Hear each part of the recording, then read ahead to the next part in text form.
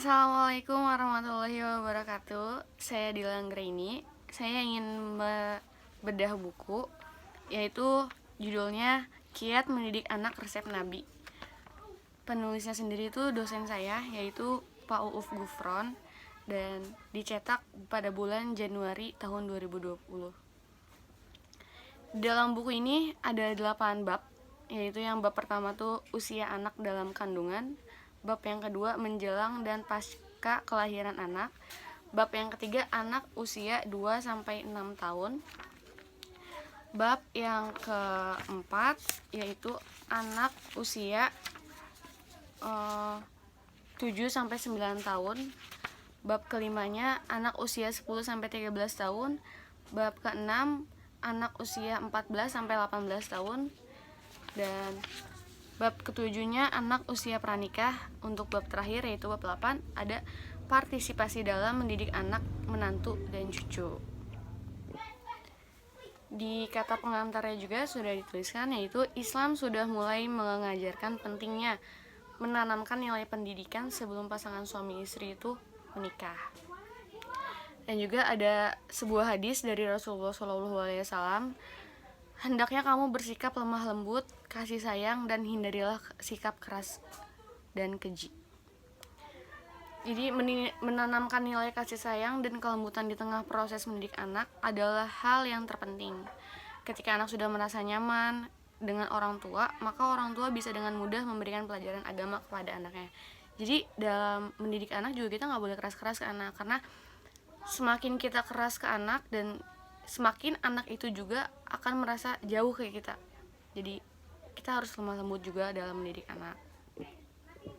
Anak adalah mutiara kehidupan bagi kedua orang tuanya. Kayak bisa dibayangkan bagaimana perasaan orang tua apabila Allah tidak karunia anak pada pasangan yang sudah menikah, apalagi yang sudah lama. Itu bakal terasa hampa banget. Nah, ada juga sih doa yang dipanjatkan Nabi Ibrahim ketika lama tidak dikaruniai anak adalah Robi habli minas solihin, yang artinya, ya Tuhanku, anugerahkanlah kepadaku seorang anak yang termasuk orang-orang yang soleh. Karena Nabi Ibrahim juga dari istri pertama yaitu Siti Sarah, dia belum punya anak, dan akhirnya Nabi Ibrahim menikah lagi dengan Siti Hajar. Akhirnya mempunyai anak yang bernama Ismail, dan gak lama Siti Hajar melahirkan, Siti Sarah juga melahirkan, yaitu Nabi Ishak. Segala bentuk ibadah, mahdah dan gair mahdah, wajib dan sunnah seperti kayak ibadah sholat, puasa, haji, zakat, dan lainnya itu dapat dijadikan metode mendidik anak sejak kecil atau dalam masa kandungan. Nah, orang tua juga wajib menghindarkan diri dari memberi makan untuk anak-anaknya dari makanan yang dan minuman yang haram dan syubhat. Syubhat itu belum diketahui kejelasannya tuh halal atau haram. Makanan yang harus dikonsumsi oleh ibu hamil tidak hanya yang halal, tapi juga yang baik. Allah berfirman, maka makanlah yang halal lagi baik dari rezeki yang telah diberikan Allah kepadamu, dan syukurilah nikmat Allah. Quran Surah An-Nahl ayat 114. Ya, ayat ini tuh memerintahkan kepada kita tidak hanya memakan makanan yang halal, tapi juga memakan makanan yang baik. Diriwayatkan oleh Imam Muslim dalam sahihnya dari sahabat Abu Hurairah radhiyallahu anhu, Rasulullah Shallallahu alaihi bersabda, sesungguhnya Allah itu baik dan tidak menerima kecuali yang baik-baik. Allah telah memerintahkan orang-orang yang beriman supaya mengkonsumsi makanan yang baik-baik. Indera pendengaran mulai berkembang pada minggu ke-8 dan selesai pembentukan pada minggu ke-24. Nah, alangkah baiknya sang ibu itu menjaga perilaku, yaitu kan sangat penting ya, dan dibutuhkan ketika masa kehamilan, karena akhlak orang tua sangat berpengaruh terhadap akhlak anak-anaknya kelak, terutama ya pada ibu hamil. Jadi mulai dari sikap, ucapan, hingga perilakunya. Persalinan adalah perjuangan yang maha dahsyat yang dialami oleh seorang ibu. Kalau seorang ibu mengalami persalinan, maka ia sedang berjuang dua nyawa, yakni dirinya dan anak-anaknya. Tapi apabila ibunya itu meninggal, itu bisa disebut mati syahid. Karena mati syahid juga ada 7 golongan, yaitu selain dalam persalinan, mati syahid juga bisa dalam peperangan membela agama, orang yang mati karena terserang wabah tahun atau kolera, orang yang mati karena tenggelam, orang yang mati karena sakit pinggang, karena mati sakit perut, atau orang yang mati karena terbakar, dan orang yang mati karena tertimpa reruntuhan. Ini dari hadis riwayat Abu Dawud. Dan apabila bayi baru lahir, maka sebaiknya melafalkan azan dan iqomah, karena ini pendidikan penting dari si bayi baru keluar dari perut ibunya atau baru melihat dunia. Akan tetapi kayak melafalkan azan dan iqomah, sebagian ulama juga menganggapnya sunnah membacakan azan dan iqomah itu untuk bayi yang baru lahir. Tapi sebagai ungkapan kebahagiaan itu, maka melafalkan azan dan iqomah adalah sesuatu yang sangat bermakna.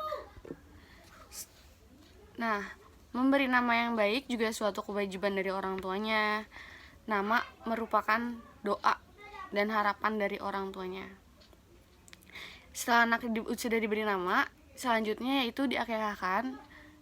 Ya, hukum akekah sendiri yaitu sunnah muakkad sesuai pendapat Imam Malik.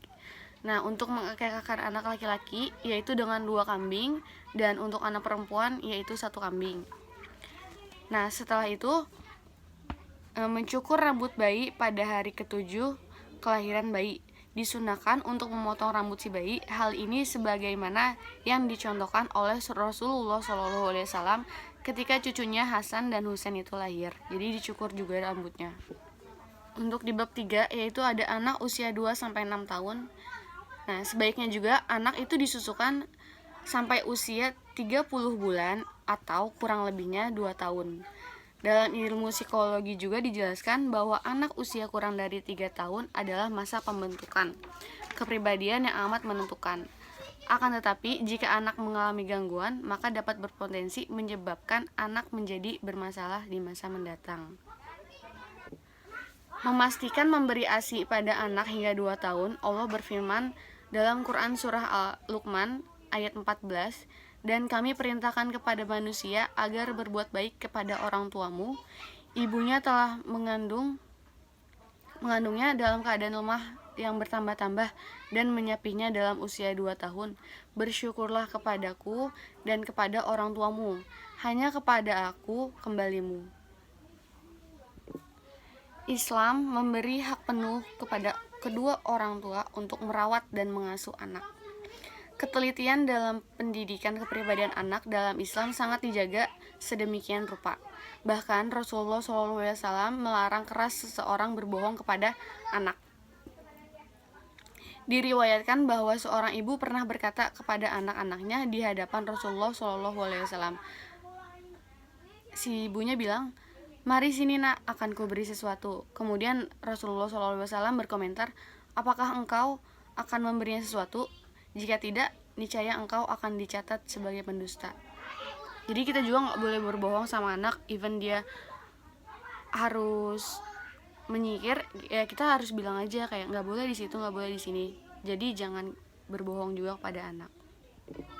Dan untuk di bab 4 yaitu anak usia 7-9 tahun, kayak usia-usia segini tuh menurut orang tua tuh usia-usia yang sangat sulit ya, masa-masa yang sangat sulit. Karena banyak pertanyaan-pertanyaan yang kadang tak terkira oleh orang tua, terutama untuk anak perempuan. Jadi kan anak tuh kan semakin dia besar, semakin banyak keingintahuannya tentang lingkungannya, tentang sekolahnya, atau tentang dunia, tentang agamanya. Hal selanjutnya juga kita harus mengajarkan kepada anak yaitu meluruskan kesalahan.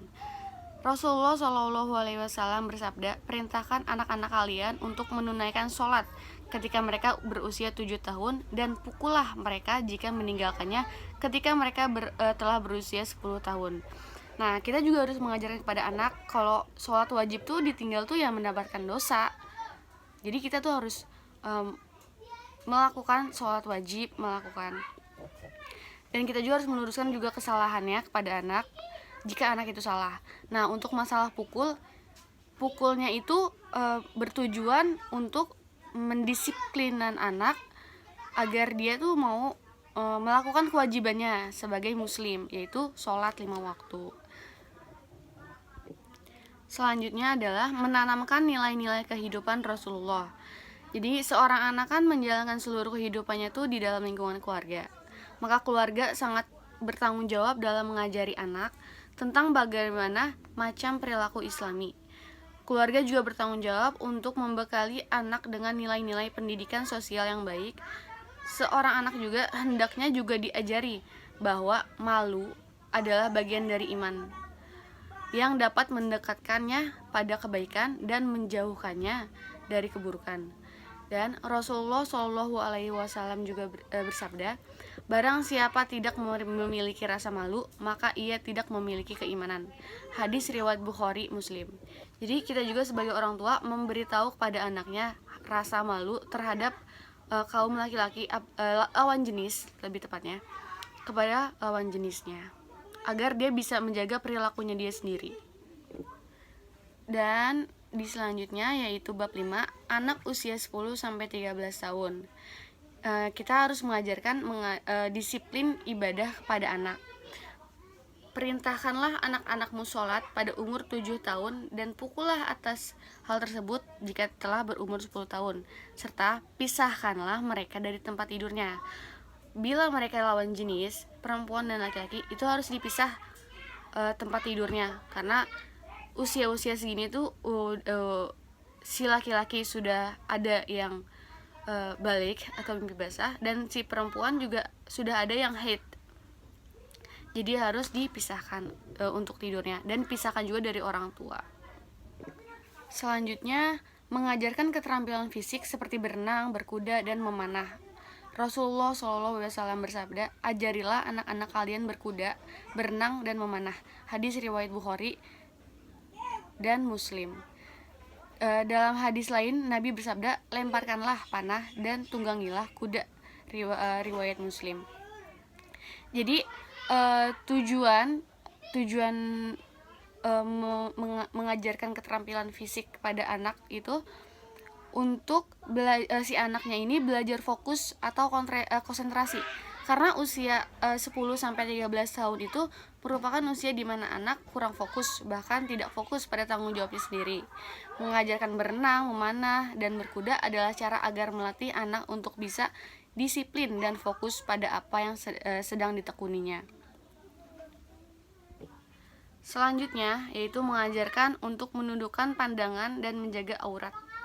Jadi untuk laki-lakinya menundukkan pandangan, tidak hanya untuk laki-laki, untuk perempuan juga. Untuk perempuan sangat dianjurkan yaitu menutup auratnya dari ujung kepala sampai ujung kaki. Katakanlah kepada orang laki-laki yang beriman, hendaklah mereka menahan pandangannya dan memelihara kemaluannya. Yang demikian itu adalah lebih suci daripada mereka. Sesungguhnya Allah Maha mengetahui apa yang mereka perbuat. Quran Surah An-Nur ayat 30.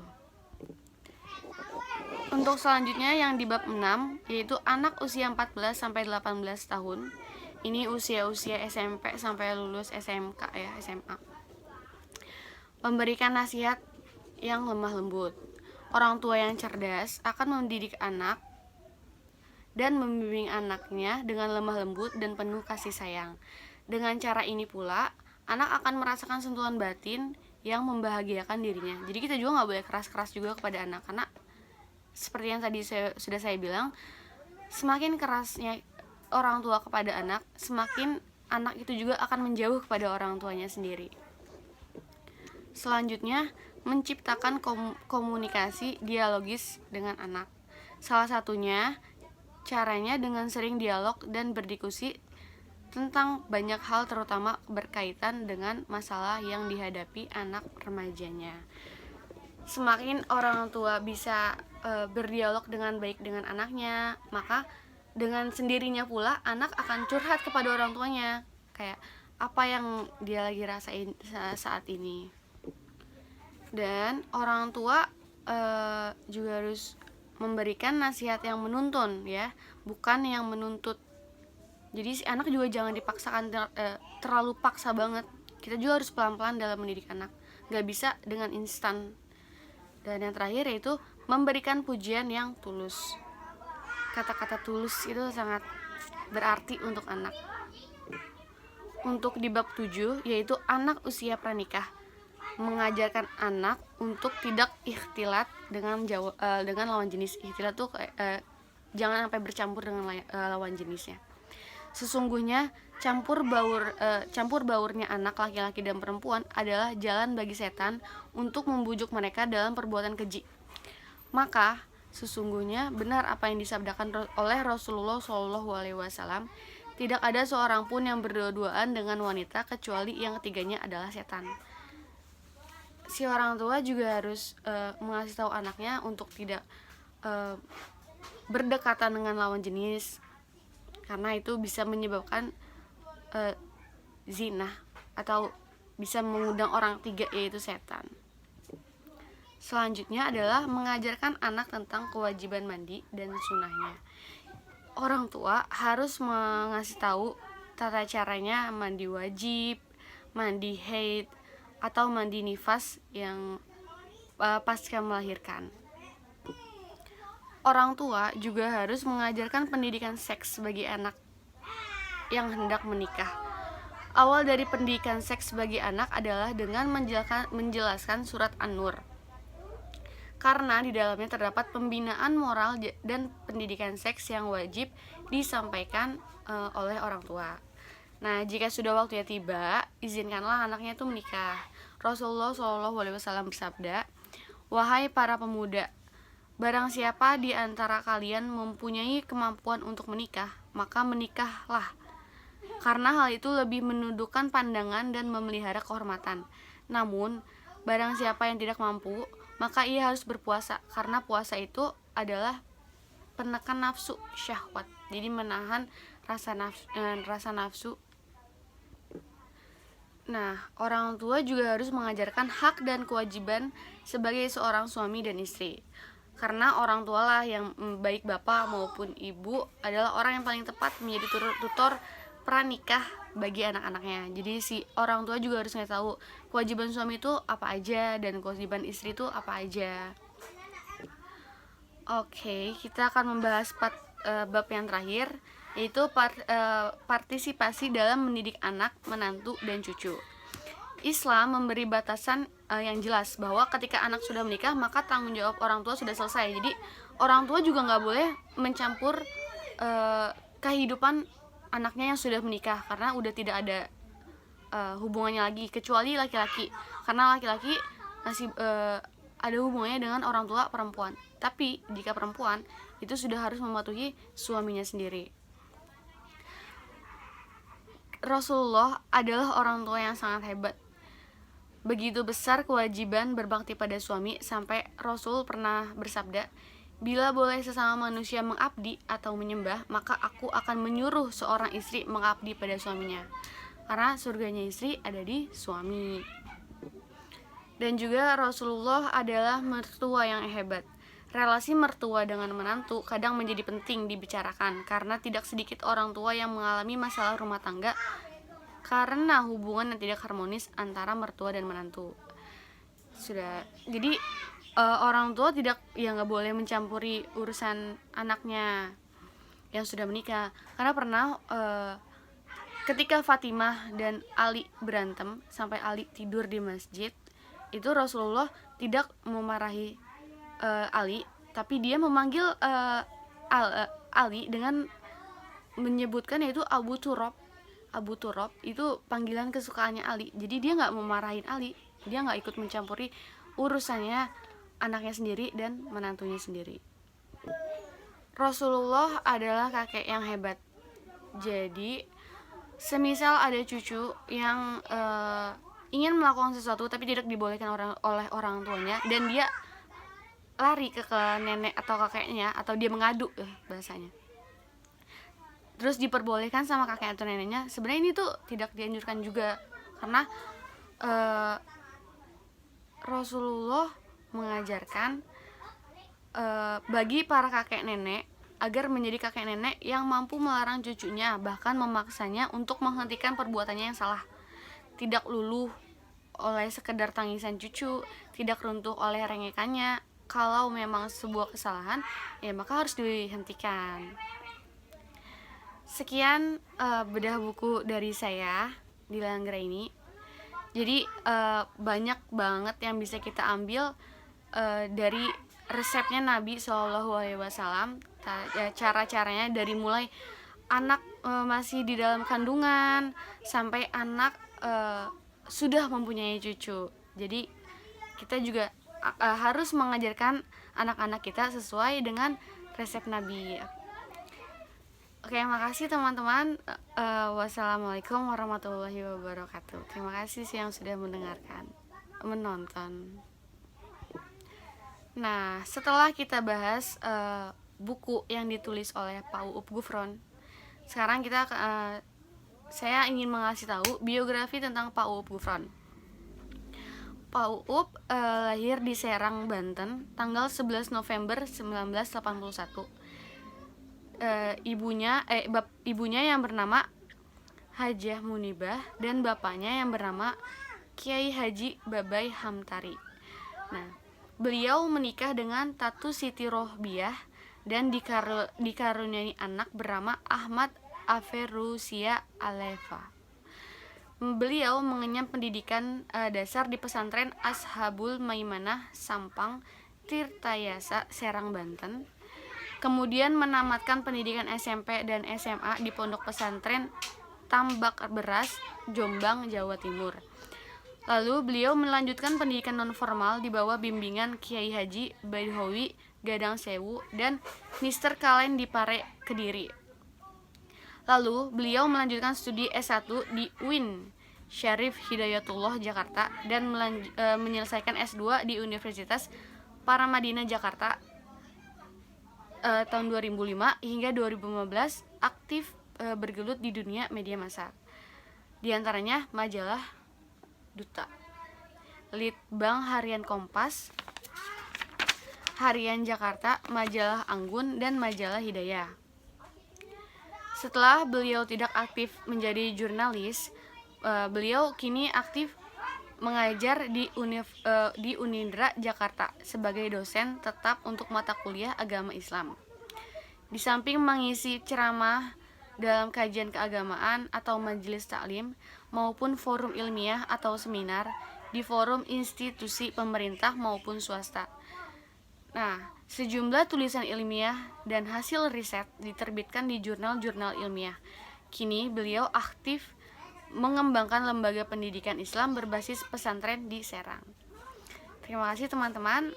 Itu biografi dari Pak Uup. Dan untuk penjelasan saya kurang lebihnya mohon maaf jika ada kesalahan.